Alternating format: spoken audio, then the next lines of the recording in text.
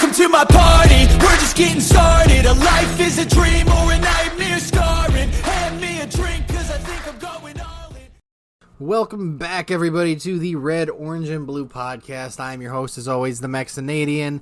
And yeah, we're back with another episode. I told you guys that I was going to be trying to do this a bit more consistently. Not consistently, but I'm going to try and do it as much as I can.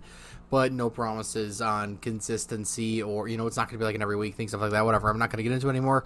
But we have a bit of an exciting show for you guys today because, as we all know, I talk about the Red Wings here. And the season is less than 100 days out. That is right. We are about 3 months away from NHL hockey coming back.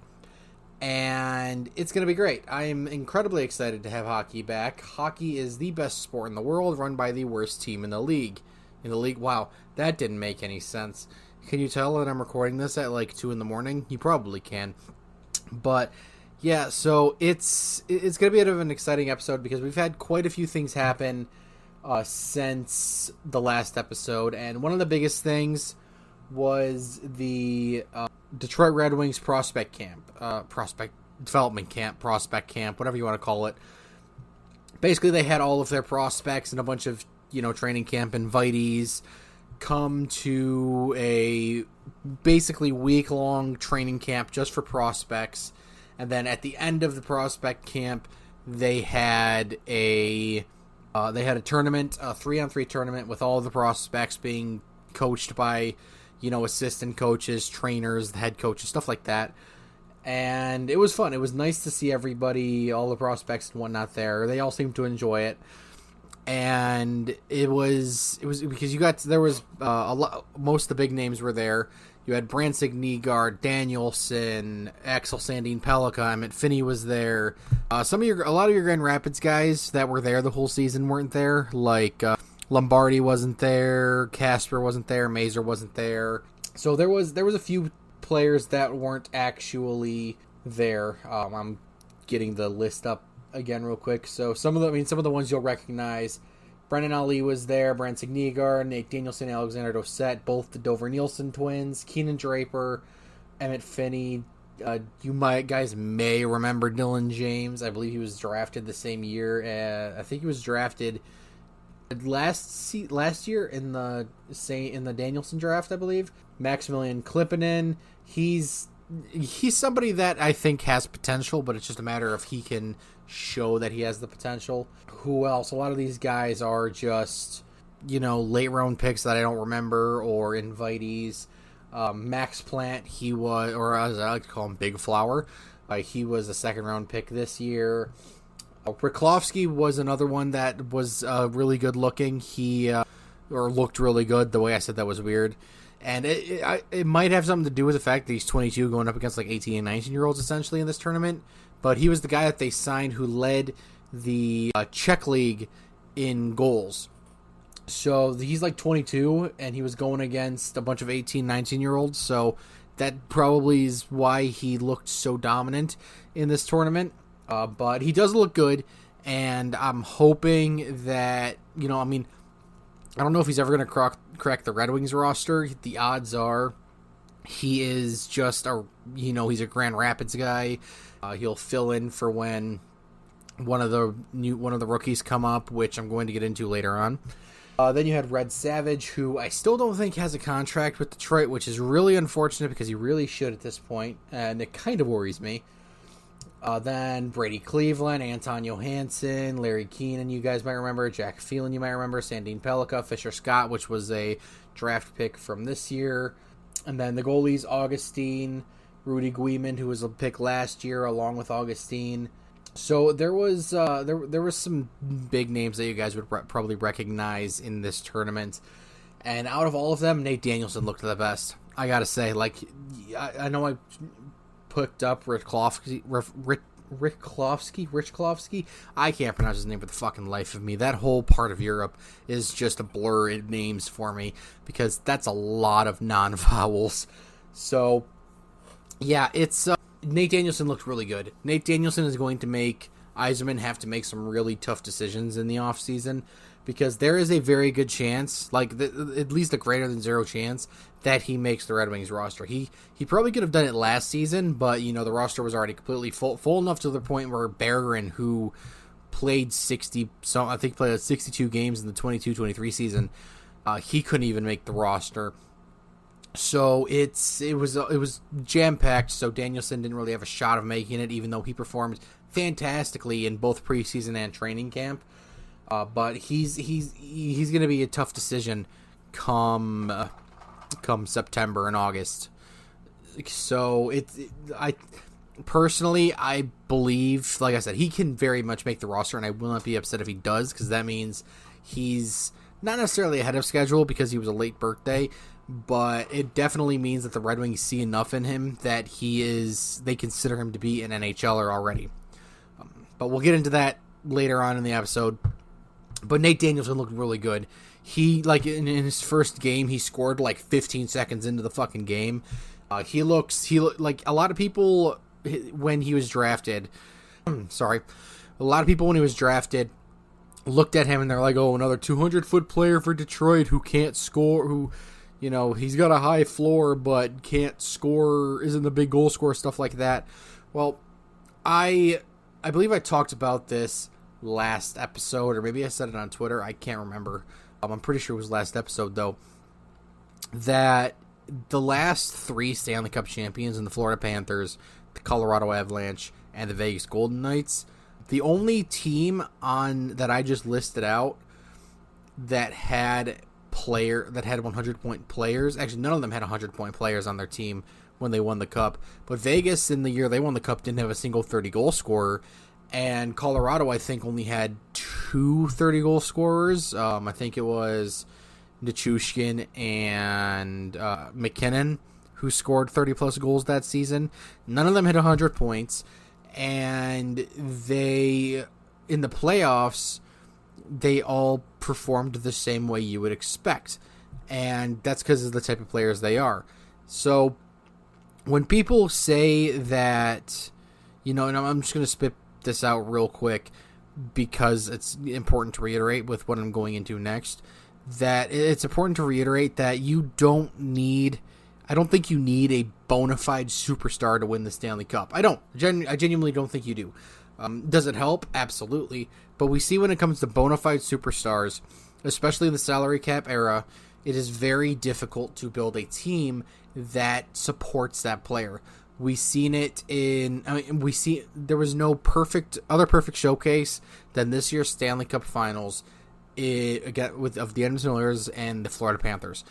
The first 3 games, Florida dominated. Florida made the Rangers look like they were a beer league team. They made Boston look like they were a beer league team. They made Tampa Bay look like they were a fucking midget team. And they went in and they made the Edmonton Oilers look like fools. And then their stars stepped up. But the problem with the biggest problem with having stars in the salary cap era, which there's not a problem with having stars, everybody obviously wants to have a superstar, but the problem with those stars in the salary cap era, especially in a cap a cap that's flat across the board, and having 2 years of the pandemic where the cap didn't go up at all, it's difficult to build around them because those superstars are going to command the majority of the money, and when you command that much money with the salary cap, you're going to end up having less money to surround those stars with. And that leads you to having to play your superstars more and thus them getting tired out. And it was a perfect example of that in Game 7 of the Stanley Cup Finals this year, where Florida was up 2-1, and there was about, I think there was 2 minutes left on the clock. Edmonton pulls Stuart Skinner. Stuart Skinner is out of the net. 6-on-5 hockey. And you could tell the first part of it looked good for Edmonton. McDavid, Draisaitl, Nugent Hopkins, Hyman. I think Ekholm was out there too. They looked fantastic. But as the time went on and on, I think Edmonton used their timeout and during that time. But even then, the time went on. And McDavid, all those guys only got 10, 15-second breaks before they had to go right back out. And you could tell in that last 30-something seconds, they were gassed. They had nothing left. Why? because you don't have enough cap space to build around those guys properly. Sure, you had that top line of, who was it, McDavid, Nugent Hopkins, and Hyman, and then you had a second line of Draisaitl, Nurse, and I don't even know who else was on that second line, if I'm being honest with you. And granted, it was Vander Kane. Why did I say Nurse? Nurse is a defenseman. I just realized that. I'm pretty sure I said Nurse. I don't know. It's 3 a.m. now. But yeah, it's easy to see how people would think you need superstars when superstars are literally dragging their teams to the Stanley Cup Finals. But once you get there, it's easy to see that if you have those superstars, the odds of you winning the cup, while they're not horrible, they're not necessarily good compared to a team like the Florida Panthers, who had just an incredibly deep team. Now we can get into the whole Southern teams are more enticing to go to because there's no state income tax, stuff like that, which is a lot of things. I see a lot of people get this wrong and just say a blanket statement, there is no income tax. No, in the United States, there's a federal and a state income tax.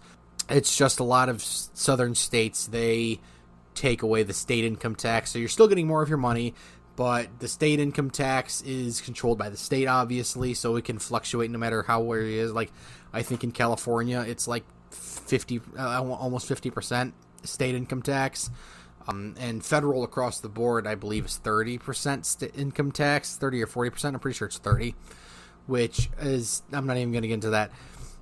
But they do hold a bit of an advantage in that sense. Players would likely be willing to take less money because they're going to see more of it, as compared to going to Canada, where they have a 50% income tax. Those players are naturally going to ask for more money so they can see more money. But then it's a percentage thing. It's weird. I'm not getting into the math. I'm going on a tangent, and you guys have probably tuned out at this point because of it. Regardless, you don't need superstars to win the Stanley Cup, and that is blatant. That has never been more obvious as of late. Because, like I said, Florida, I wouldn't consider anybody on that team a superstar. They have stars, but not superstars. I don't think Sam Reinhart's ever going to hit more than 50-plus goals. He could probably be a consistent 40-goal scorer.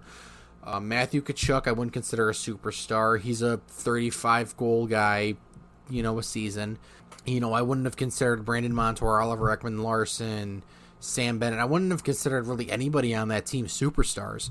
The difference is they were all good players, and you were able to subsidize not having superstars and draft picks and stuff like that by having just a bunch of really good, solid defensive two-way or good, decent one-way players. And it shows. You can even see that on Vegas. I don't know if I'd consider anybody on Vegas a superstar. People are going to say, "Oh, Mark Stone and whatever the other dude, Jack Eichel, they're superstars." I don't consider them superstars. In my eyes, to be a superstar, you have to be a consistent 45, 50 goal scorer. I won't say that. You have to consistently hit 100+ points every season, or as often as possible. That's a superstar in my eyes. A star is somebody who can hits the point per game mark consistently, or around there, depending on injury, stuff like that. And they also score 30 to 40 goals every season. And then you've got your base of the line NHL players who score 15, 20, 25 goals every season, and then your fourth liners who score 5, 10, 15, who score 5 to 10 goals every season. That's my little hierarchy of ranking NHL players. And then maybe that's something we'll dive into later in another episode. But yeah, it shows that in the playoffs, superstars don't win you a cup. Straight up, they don't. If you look back on all of the last few Stanley Cup winners, Florida, Vegas, Colorado, both Tampa Bay wins. Who won that? Let's see, that was in 2019, 2020. 2018 was, I don't remember. I can't remember back that far. That was a long time ago at this point. 2019 was St. Louis.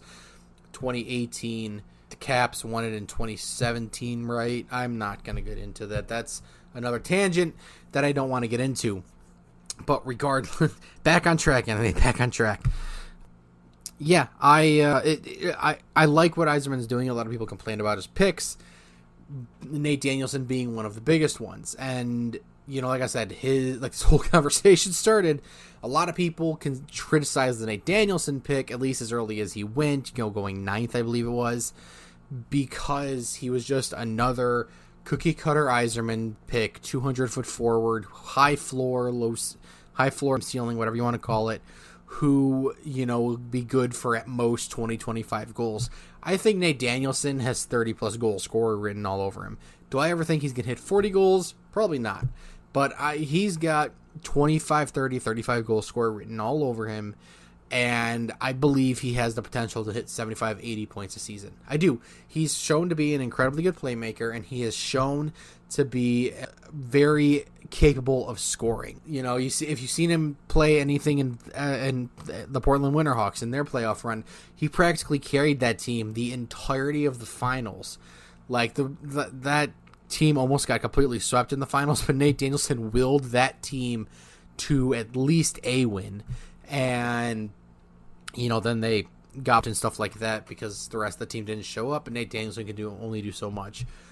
But yeah, he's gonna make Yzerman's. I think he's gonna make Yzerman's job quite a bit difficult because he can very well prove that he's ready for the NHL. Very much so. He could prove that he's ready for the NHL out of training camp, and just bust that door down immediately and be like, "Hey, I'm ready for the big times."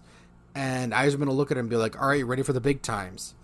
But unfortunately, Marco Kasper's sitting here, and he's already got 2 years of pro hockey under his belt, one in the SHL, one in the AHL, and he was drafted the year before you. So we're going to go with him. I'll be perfectly fine with that too. Straight up, I will. Because, and I believe it was the Wingmill podcast that made this point, it's like I said, Marco Kasper already has the 2 years of professional hockey under his belt in the SHL and the AHL. It took him a little bit to get up to speed in the AHL, but once he got up to speed and things got really going on that team, then he showed that he can hang at least the North American professional hockey level.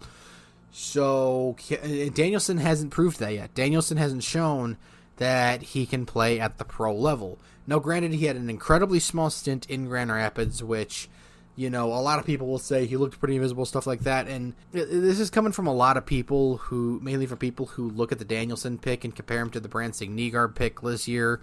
They love to criticize Yzerman for taking the same exact type of guy. So they'll say, oh, he looked really invisible, or he didn't look very good in his stint in Grand Rapids. And it's like, the kid played, 2-3 games for that team?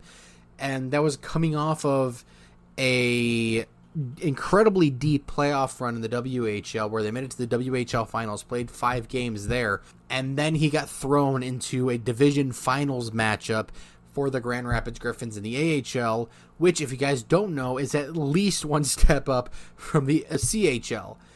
And so expecting him to go in there and just not dominate, but show up entirely, I'm sure he tried his best, but expecting him to go in and prove something right off the bat, especially in a 3-game stint, yeah, that's a bit obnoxious to me. And if you do that, you're going to get a swift talking to. I'll tell you what, you're going to get a very swift and stiff talking to in the back alley of Little Caesars Arena. So it's going to be interesting to see how it happens, because not to mention you've got Carter Mazur knocking on that door as well. Carter Mazur looked incredibly well in his stint in the AHL, and he is another guy that Detroit could really use for the defensive aspect. Now, this is another good thing about how Yzerman built this team is building this team through the draft, where you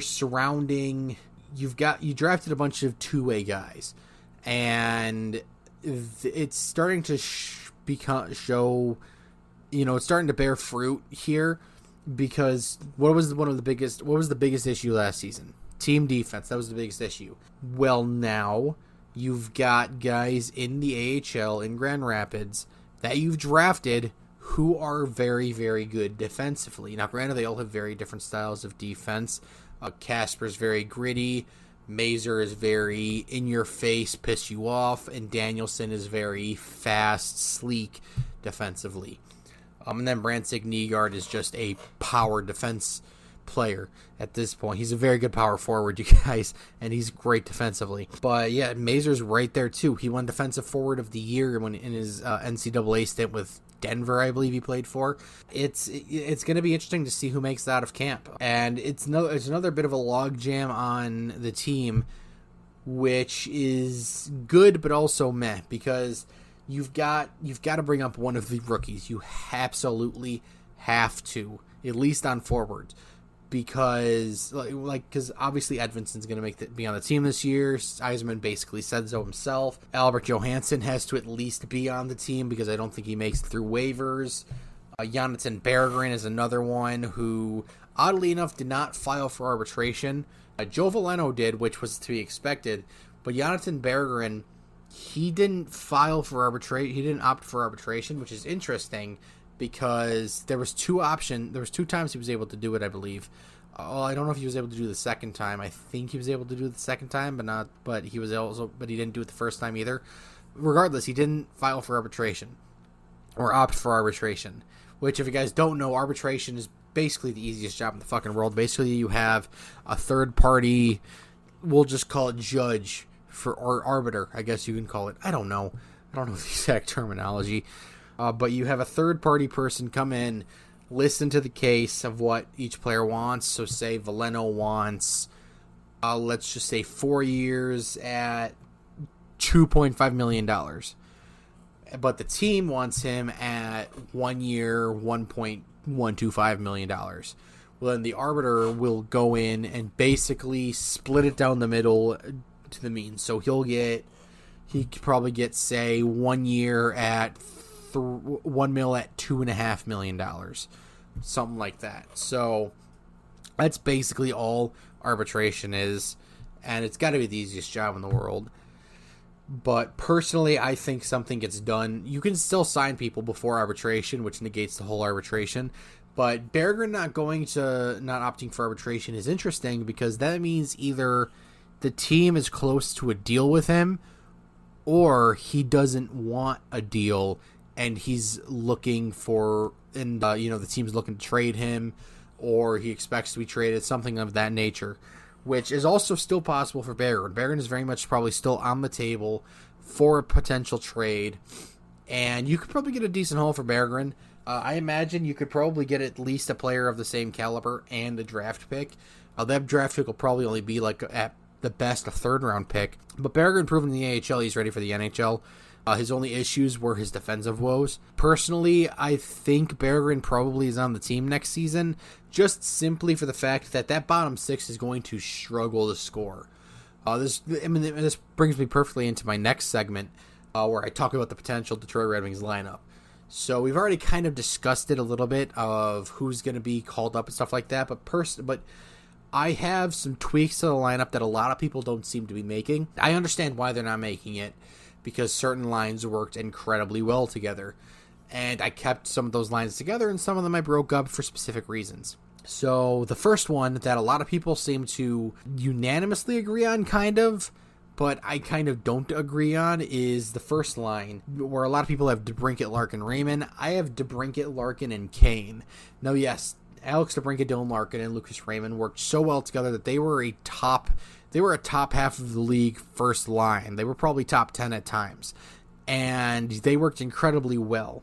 But my problem is, if you have a second line of Tarasenko, JT Compher, and Patrick Kane, that's a slow-ass line. You're going to be relying very heavily on their ability to maintain possession in the offensive zone, and you'll likely have to put them out. If you're going to put them out there all together, you'll likely have to also put Seider and Sherratt, who I have as the top pairing, out there at the same time, which I don't know if you necessarily want to do, because you want to save those guys more or less for their top players, because that's likely what their role is going to be. So I don't know if you want to do that. Yes, JT Compher really helps with helping cover for their defensive lapses, because Tarasenko has no defense to speak of, and Patrick Kane, while he wasn't horrible defensively last year, Like, he wasn't nearly as bad as a lot of people made it out to be, but he's still not anywhere near as of a defensive player as JT Compher, Dylan Larkin, Michael Rasmussen, Christian Fischer, all of them. Personally, I believe the top line should be DeBrincat, Larkin, Kane, because DeBrincat wasn't very bad defensively either.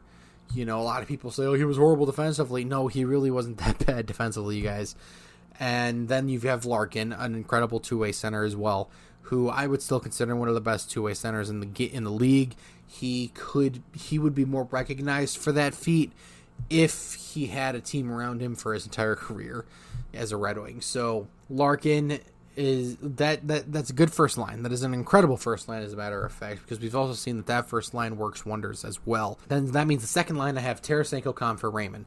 Raymond proved last season that he can be a very good setup man and also score goals. He is showing his two-way prowess that wasn't necessarily touted at during his draft year, but it also was noted that he is passable defensively. Now, you'll probably look at his stats and be like, oh, he's like a minus 16 this season. He was like a minus, I think it was like a minus 14 or something like that this last season, or minus 12. And a lot of that, you also have to remember that he was on a line, he was switching between the top two lines consistently. And those lines were rotating and all that kind of stuff, and it was a bad time overall. But Raymond was out on the penalty kill a few times when need be last season as well. And he was, like I said, not necessarily touted, but he was shown to be a decently effective two-way forward if need be. And even if he wasn't, you have him hounding the puck relentlessly. His speed can get him in and out of situations when need be. So I believe putting him with Compher and Tarasenko could also work wonders. Now, we're obviously going to go into the season, and these lines are going to switch up consistently because until you have a perfectly set team, and by perfectly set team, I mean you have a team that is set and ready to, air quotes, compete for at least a playoff spot. You know who's going to be on the team long term and in the future. And you don't just have these stopgaps like a Christian Fischer or Jonathan Bergeron or Vladimir Tarasenko, you know, or even Patrick Kane, because let's face it, Patrick Kane is a stopgap for this team, whether he's on the team next season or not. You know, obviously that's too early to tell, but technically he is available for an extension already. But yeah, that's my top six. My top six being DeBrincat, Larkin, Kane first line, Tarasenko, Compher, Raymond second line. Compher combined with Raymond will more than make up enough for the defensive. Like, Compher can make up for defensive lapses for both Raymond and Tarasenko, which just Raymond has a bit more defensive prowess than Tarasenko does. Now, the third line, it should be fairly obvious. It's the line that everybody wants to still see together. Andrew Copp, Michael Rasmussen, Christian Fischer. It's the animal line, you know. It's the animal police line, I like to call them. And they worked wonders. I mean wonders last season. It carried throughout the entirety of them being together. You know, it was funny because Andrew Copp was the goal scorer on that line, which is wild. But I think a full season of these three together, that's beautiful, dude. And this is this current timeline's, that's the current timeline, that, whatever. This is the current new grind line. And while I don't know if, like I said, too early to tell, but while I don't know if Christian Fischer will be on the team next season, he could easily be, you know, I love Fischer. I love Fish. I was hoping he would have been signed for at least 2 seasons, but Fischer can, in fact, be easily replaced. You know, he's basically a guy. He's a very cool guy, a very fun guy, and a guy that everybody loves, but he can be easily replaced with somebody in the system. That being Carter Mazur, Marco Kasper, Nate Danielson, even though I think Nate Danielson has top 6 written all over him. You know, there are defensive forwards in the system, plenty of them. They'll be able to swap in for that spot very quickly and very easily. And then the fourth line is where things get a bit interesting, because with Joe Veleno opting for arbitration, it means he is going to be signed with either a team or the Detroit Red Wings, likely the Detroit Red Wings come the season starting. What happens there? Because you signed Tyler Mott to a granted $800,000 deal. Tyler Mott's a center, but he doesn't put up points. Like, he's never scored 10 goals, and I think the most points he's ever had in a season is like 17. Do you put that as your permanent 4C, or do you put Veleno up there? And I had a debate about this with some of the guys in the Grindline podcast Discord, whether or not it should be Mott or Veleno. And a lot of people, at least as far as that discussion went, they believe that Tyler Mott should be the center for the fourth line and Veleno should sit. I disagree with that, because as it stands right now, that bottom six, like I said, is going to struggle to score. It is going to be so difficult for that team to score. And while, if Berggren comes back, he helps. Berggren will probably be good for at least Sprong and Fabry amount of goals. But now that Sprong and Fabry are gone, that bottom six looks like it's not going to score a lot. And I know a lot of people are going to be like, oh, the bottom six doesn't need to score goals. They're there for, you throw them in as a shutdown line against, in the last few minutes of the game, so that way, because, you got all the defensive guys down there who can't score and stuff like that. Well, that's not depth. That is, okay, you're front-loading the team, and then the bottom half of the team can just get bent. Like, they don't have to contribute anything except being really good defensively. Like, that's not how it works. If you're going to want to win a cup, now granted, this team is not going to win a Stanley Cup. Guaranteed they are not going to win a Stanley Cup. Hell, they are going to be hard-pressed to make the playoffs this season. But how you build a team is depth. And that's been proven. Again, the last few Stanley Cup winners, that was proven. Florida, probably the best. Florida and Vegas are the two best examples of this whole depth thing. Like I went on a whole rant about this earlier, but you've seen how that did compared to the teams that they ended up beating for their Stanley Cup championships. Like this season, Florida went through Tampa Bay, who was not the same, who's obviously very clearly not the same team they were in 2020 and 2021. And then they were very front loaded as well. Plus Kucherov dragged that team to fucking relevance again. Then they went up against Boston, a team who I think had the best chance of beating them in the East. Boston. Carolina may have had a good chance too.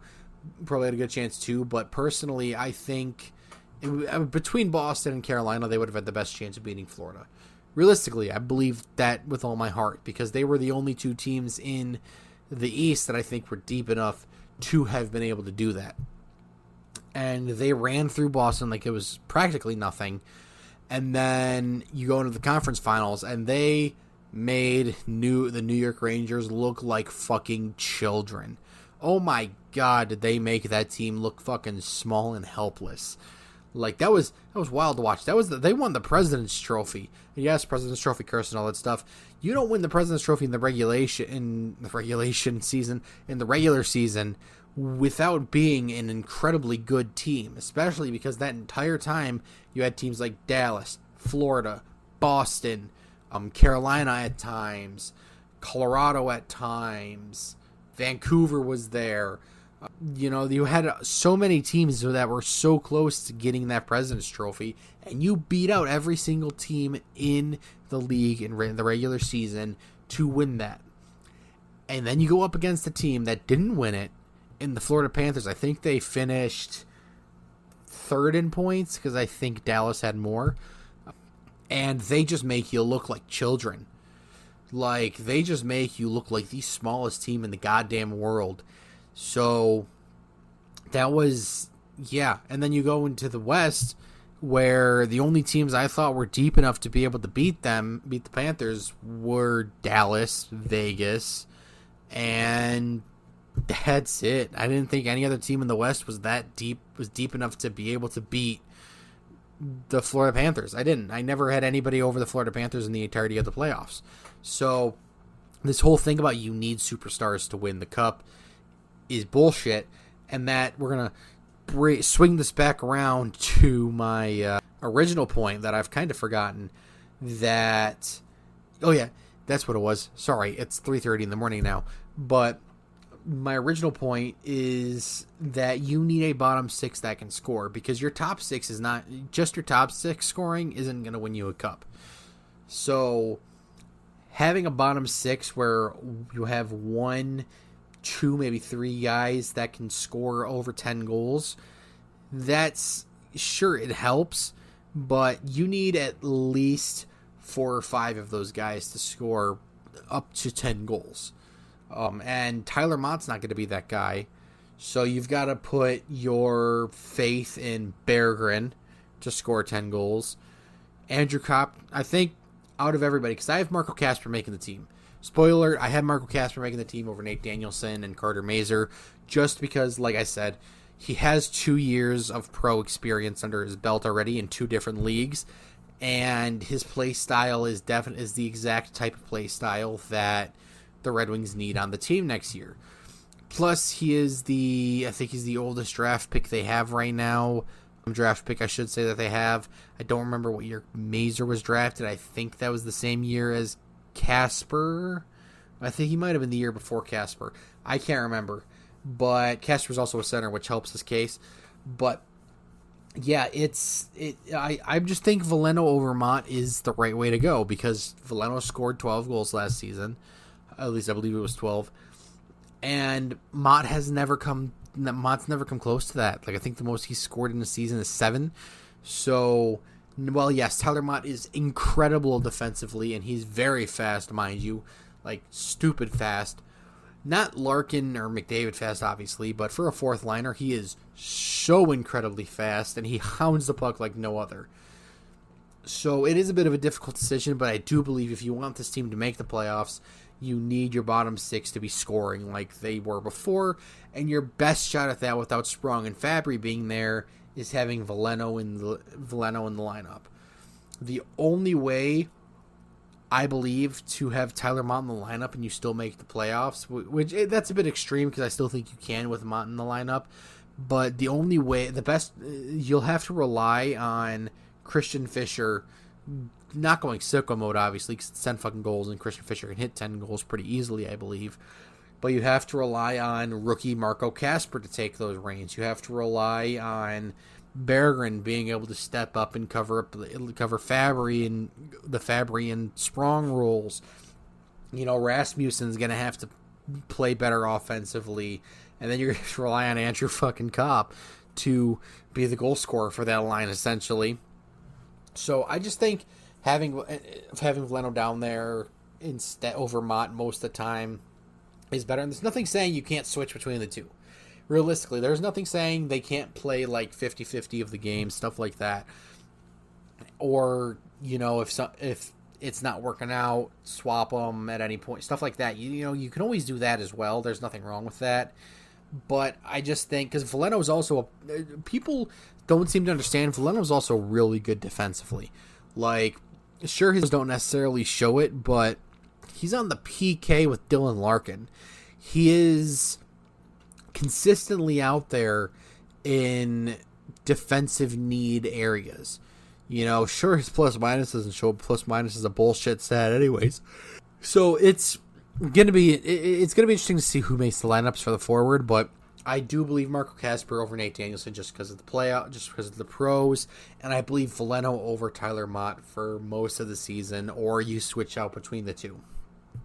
Just my thoughts on the forwards. But as we get into the defense is interesting because we got another fucking log jam, which is very irritating. But I can live with it because it's almost the same exact defense from last season. Like, you can't look at this and say it's not the same exact defense from last season, because it fucking is. The newest guy on this team is Erik Gustafsson.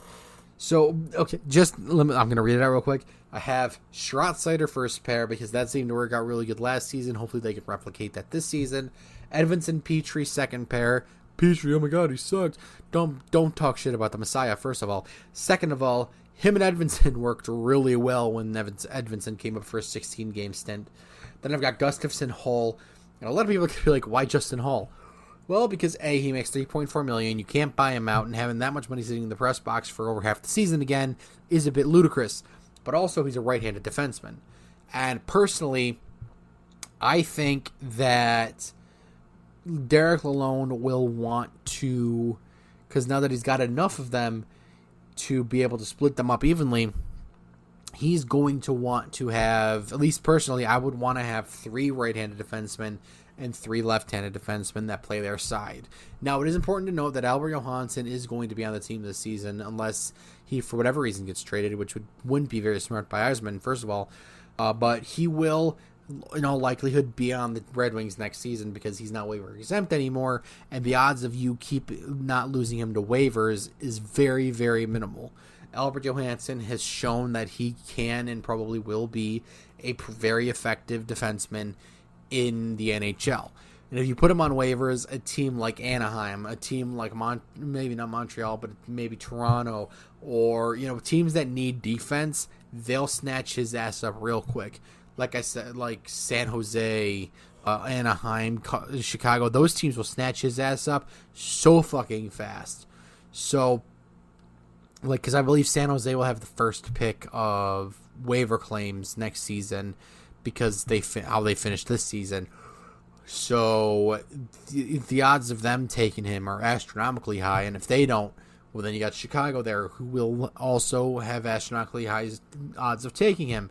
And if they don't take him, well, then Anaheim's right there, who also needs defense. Like, literally, your bottom 3 teams, who are the first teams in the order to get the waivers, for any waivers that go on the waiver wire, all need defense. So, you're not going to keep him if he goes on waivers. That's just not going to happen. So, he's going to be on the team. And he's also been known to play the right side. He played the right side with Edvinsson in the AHL, and he did not look out of place. He actually looked really good there. So it is very possible that Lalonde, if he has the balls, will put Albert Johansson on the right side of Erik Gustafsson, which could work out very well because Erik Gustafsson was brought in to basically be the Gostisbehere replacement. He has better defense than Gostisbehere. He has all the offensive talent, but better defensive talent than he's basically Shane Gostisbehere from Wish.com. Like, that is the exact, like, he's better defensively and mildly worse offensively. Like, he put up 30 something points last season for the Rangers. I don't think it's out of the realm of possibility he scores 40, and he's going to get quite a bit of ice time, obviously. So putting him on the third pair and putting him with Justin Hall makes sense because Justin Hall is a stay-at-home defenseman. But putting him with Albert Johansson, who is a young stay-at-home defenseman, Johansson, I sounded like fucking Lois there for a second, Lois Griffin for a second, but whatever. That can also work out as well. Gustafsson is a veteran of the league, and if you put him next to the stalwart defensive prowess of Johansson, well, then you can make it work because Gustafsson has never played the right side. Or I don't think he's never played it, but he doesn't play it often. Let's say that. In his interview himself, he was asked if he, if he plans on playing, if he knows they plan on playing him on the right side, or if he's ever played on the right side. And his answer straight up was, I don't know, I guess we'll find out. So it's pretty clear the right side is not where he plays as a lefty. So having Johansson seems to be pretty comfortable on the right side as your right-handed as your right side defenseman for Gustafsson seems like it could work. But personally, I believe, you'll probably rotate between Hall, Mata, and Johansson, maybe even Petrie. But I don't know. It's tough to make the call because obviously Justin Hall didn't prove enough last season to be put in the lineup unless there was an injury. Johansson hasn't been able to prove anything in the NHL level, and Mata is Olli Mata. He's a guy on defense. That's all you can really say about Olli Mata. So that's going to be interesting. And then we get to the goaltending, where Husso is probably still very much on the trade table. I do believe that. I believe that Ville Husso is probably, out of all 3 goaltenders, the most likely to get moved. The only thing that could change that is Alex Lyon has 1 year left on his deal at $900,000. That is such an incredibly easy contract to move. It's like you can call any team and they'll be like, yeah, we'll take a $900,000 goaltender who, basically willed this team to any hope of a playoff spot in the second half of the season. So that's always a possibility, but I do think that if Yzerman looking at this goaltending situation, if he looks, Husso's going to be the one that he wants to get off the books. It's more cap space off the books, and arguably the worst goaltender of the three off the books. Now, that's not to say Husso's a bad goaltender. He's not by any means a bad goaltender. When he's on, he's on. When he's on, he is a starter caliber goaltender. We've seen that time and time again. The only problem is, last year he missed he missed basically the entire season because of various things. First, he had a child. Can't blame the man for that. Get some.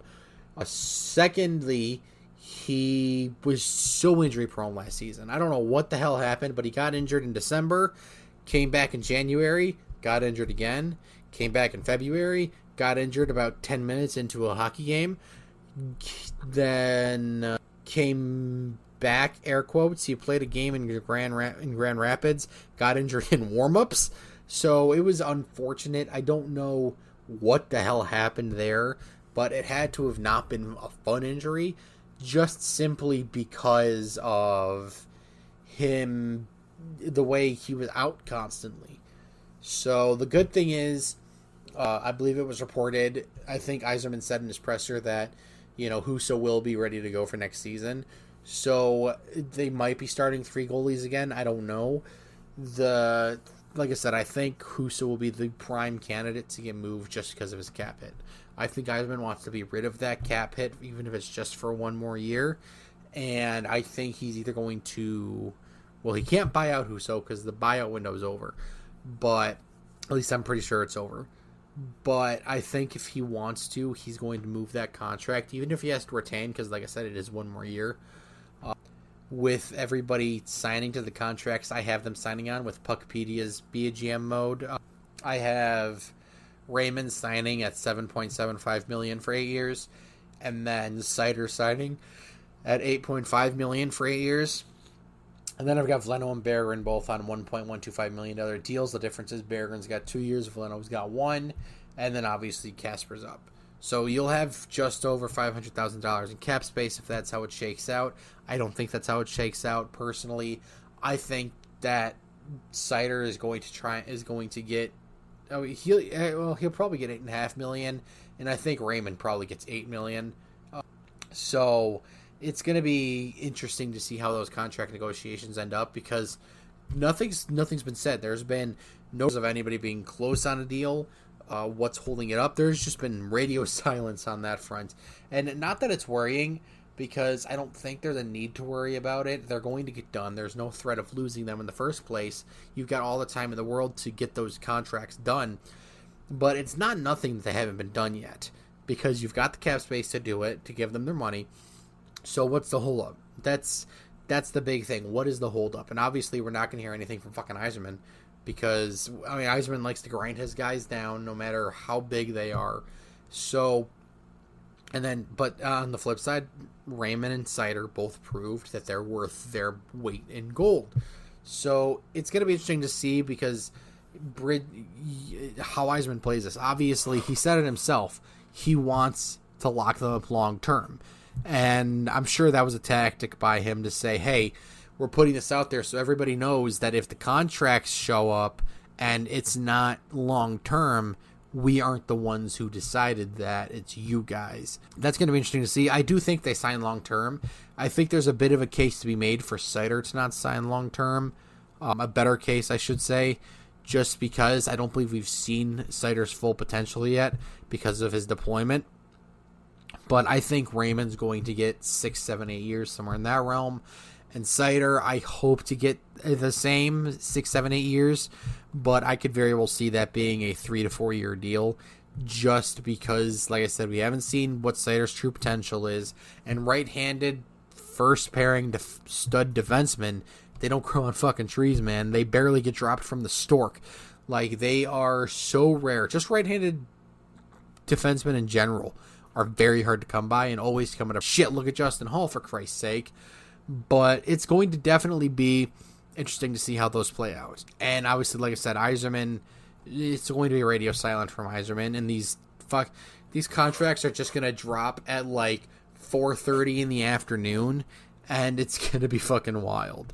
Like, I know quite a few people on Red Wings Twitter that are going to have a fucking brain aneurysm or just get thrown into some sort of limbo, hyperventilation limbo because, you know, they've been begging for Yzerman to do something, and then he drops the one thing everybody wants him to do the most, and they're not ready for it. So, yeah, that's my thoughts going into next season, at least as far as the lineup is concerned. So just to recap, forward, I have DeBrincat, Larkin, Kane first line, Tarasenko, Comfort, Raymond second line, Rasmussen, Kopp, Fisher third line, Casper, Veleno, Berggren fourth line with Mott as the seventh forward. And then defense, I have Schrott, Seider first pair, Edmondson, Petrie second pair, Gustafson, Hull third pair with Mott and Johansson in the press box. And goaltending, I have Talbot, Lyon primarily, but Husso will probably be there as well.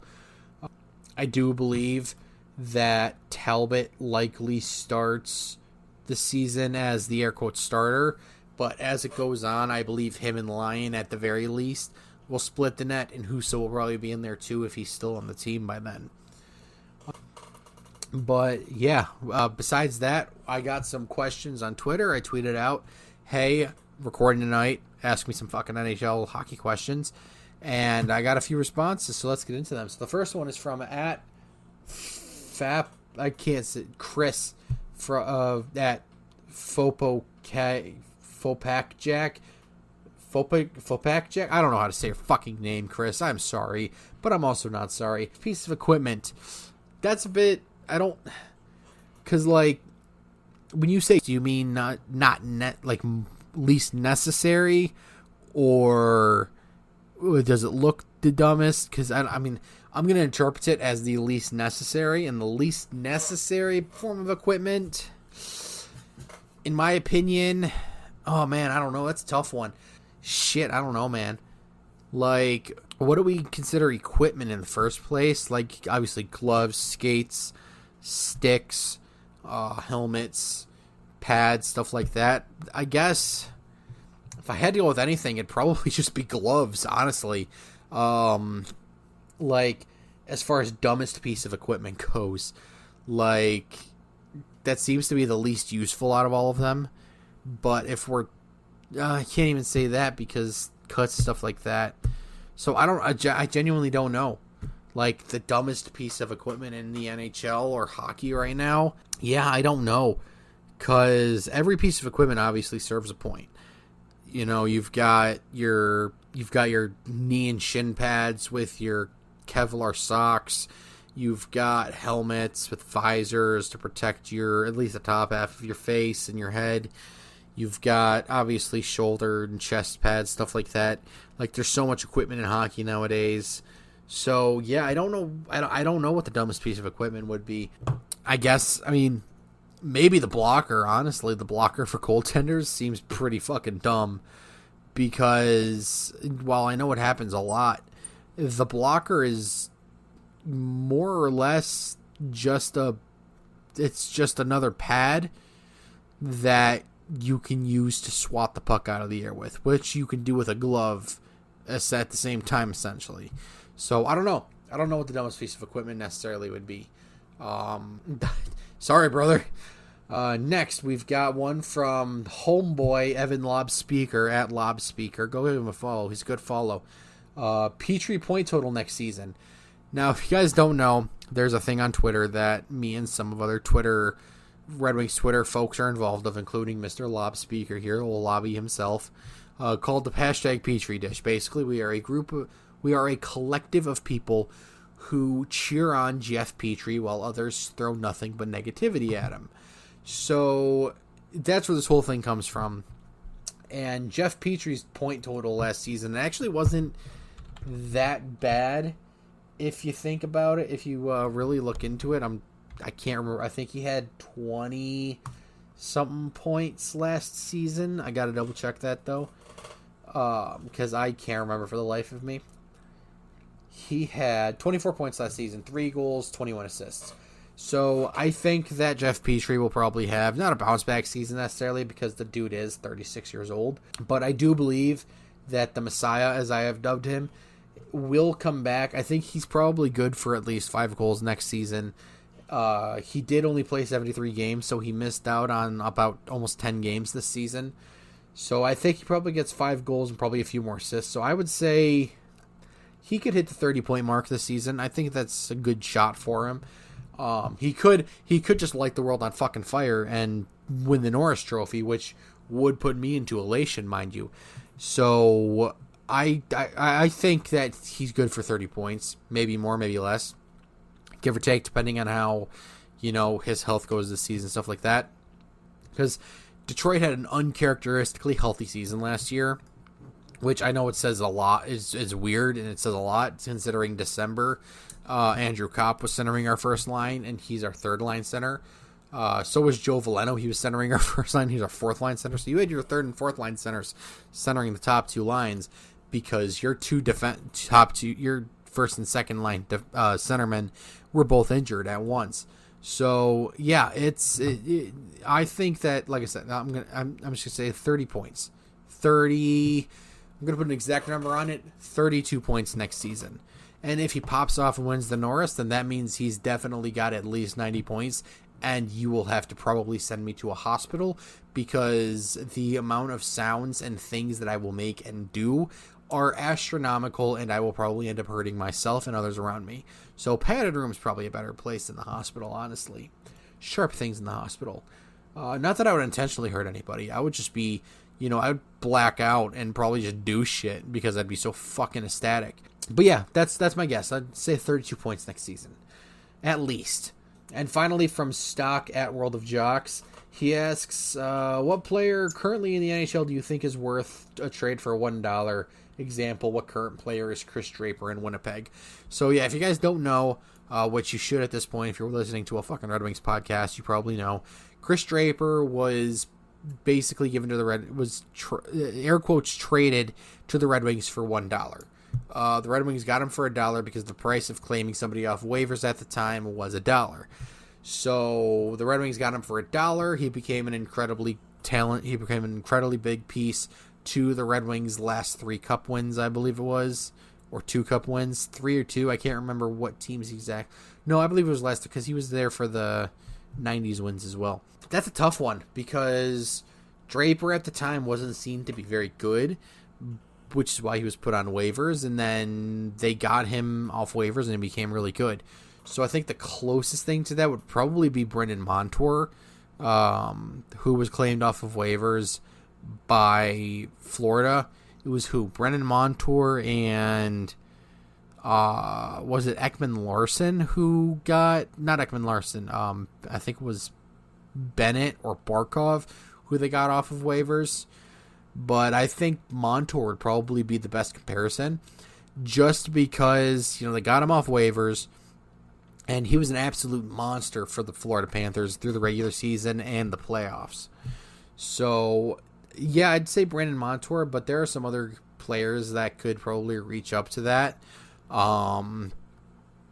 Guys like, oddly enough, Jonathan Bergeron, I think, could probably be somebody like that who you claim off of waivers and just becomes a stud. I say stud, but like a middle 6 stud. And yeah, but my answer is Brandon Montour, honestly. There's, like I said, a few guys that could do that. But I think Brandon Montour is my answer.